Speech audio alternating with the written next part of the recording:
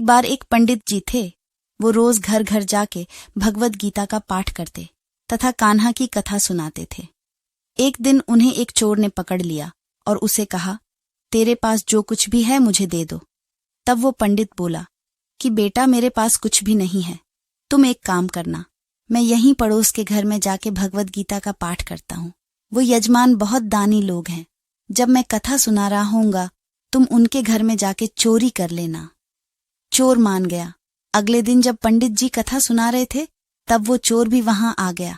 तब पंडित जी बोले कि यहाँ से मीलों दूर एक गांव है वृंदावन। वहां पे एक लड़का रहता है जिसका नाम कान्हा है। वो हीरों जवाहरातों से लड़ा रहता है। अगर कोई लूटना चाहता है तो उसको लूटो। वो रोज रात को एक पीपल के पेड़ के नीचे आता है जिसके आसपास बहुत सी झाड़ियां हैं।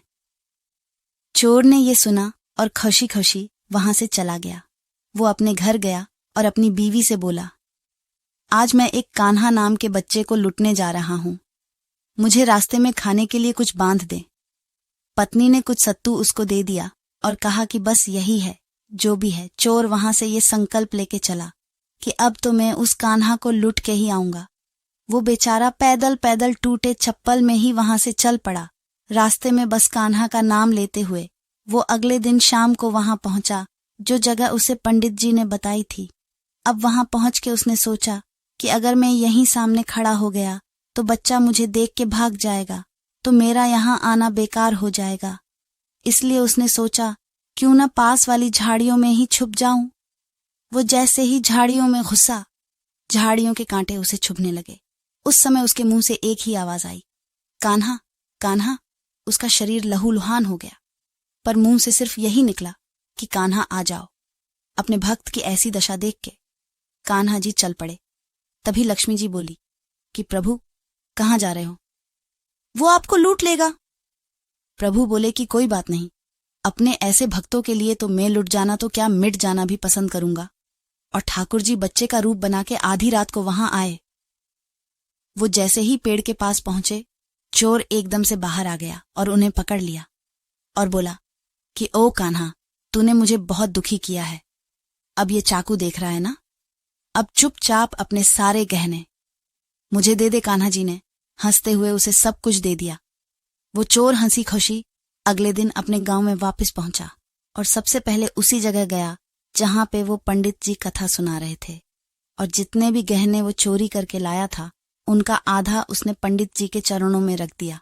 जब पंडित ने पूछा कि ये क्या है, तब उसने कहा, अपने ही मुझे उस कान्हा का पता दिया था, मैं उसको लूट के आया हूं और ये आपका हिस्सा है।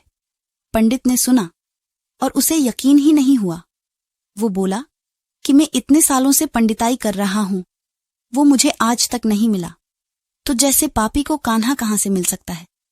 चोर के बार बार कहने पर पंडित बोला कि चल, मैं भी चलता हूं तेरे साथ वहां पर। मुझे भी दिखा कि कान्हा कैसा दिखता है। और वो दोनों चल दिए। चोर ने पंडित जी को कहा कि आओ मेरे साथ यहां पे छुप जाओ। और कांटों के कारण दोनों का शरीर लहूलुहान हो गया और मुंह से बस एक ही आवाज निकली, कान्हा, कान्हा। ठीक मध्य रात्रि कान्हा बच्चे के रूप में फिर वहीं आए और दोनों झाड़ियों से बाहर निकल आए। पंडित की आंखों में आंसू थे। वो फूट फूट के रोने लग गया और जाके चोर के चरणों में गिर गया और बोला कि हम जिसे आज तक देखने के लिए तरसते रहे, जो आज तक लोगों को लुटता आया है, तुमने उसे ही लूट लिया। तुम धन्य हो। आज तुम्हारी वजह से मुझे कान्हा के दर्शन हुए हैं। तुम धन्य हो। ऐसा है हमारे कान्हा का प्यार अपने सच्चे भक्तों के लिए, जो उसे सच्चे दिल से पुकारते हैं तो वो भागे भागे चले आते हैं।